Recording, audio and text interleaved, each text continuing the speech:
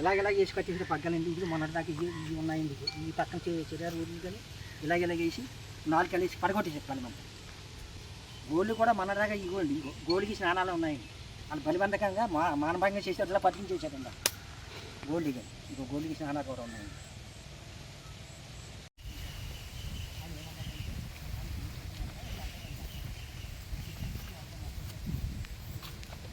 మానభంగం చేశారు వల్ల అన్ని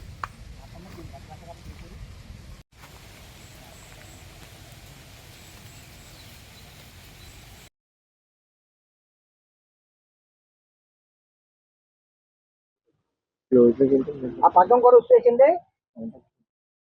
ఇక్కడ ఆ బోర్డు పక్కన పారేస్తారు.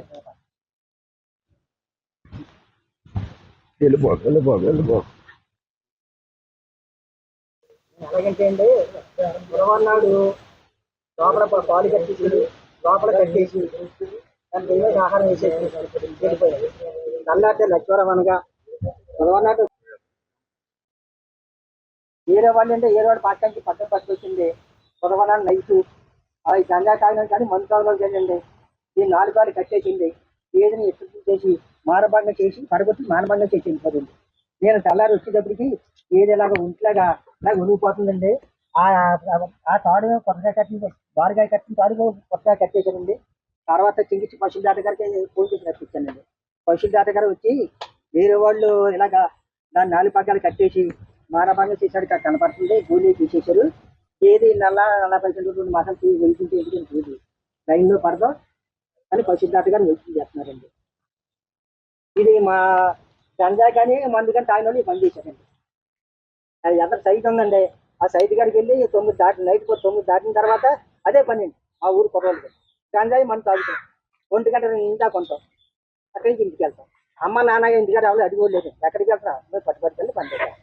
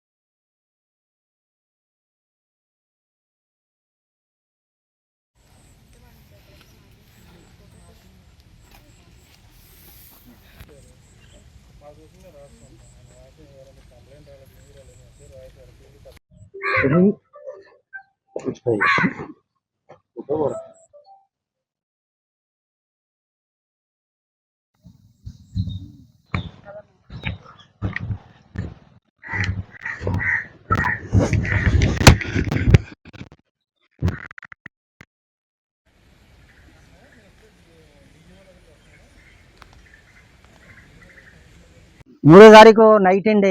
తెల్లవారుజామున లచ్చివరం అనగా 3వ తారీఖు నైట్ నేను పాలు కట్టి తీసుకుని గేదెని లోపల కట్టి మేత కట్ట వేసేసి కట్టేసి వెళ్ళిపోయండి. తెల్లారి లచ్చివరం అనగా సాయంత్రం పొద్దున పూట కొన్ని పాలు తీసుకొని వచ్చేటప్పటికి గేదెని మానభంగం పగ్గ ఏ రోడ్డు పక్క నుంచి పగ్గం పట్టుకొచ్చేసి 4 కాళ్ళు కట్టేసి గేదెని పడగొట్టేసి దాన్ని మానభంగం చేసి గేదె లేకుండా చేసేసారండి. దాన్ని మెల్లిమెల్లిగా పాకలను బయటికి తీసుకొస్తుంటే గేదె నడలేకపోతుంది. అప్పుడు దాటగారికి ఫోన్ చేసి చింగిచ్చి పశువుల దాటగారికి ఫోన్ చేసి ఆయన రప్పించి 4 ఇండేసి చేయించి ఆయనతో మాట్లాడితే గేదెని ఎవరో రేపు చేశారు, పడగొట్టేశారు. వేరే ఎత్తులు మీకు తెల్లలేదండి, నాకు తెల్లలేదు, నాకేమీ తెల్లలేదండి. ఆ ఎత్తులు మాట చూద్దామని మీరు వదిలించేయమన్నాను.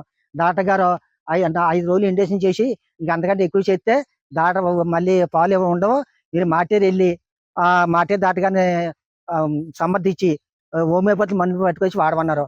నేను పట్టుకొచ్చి హోమియోపతి మందులు వాడతానండి.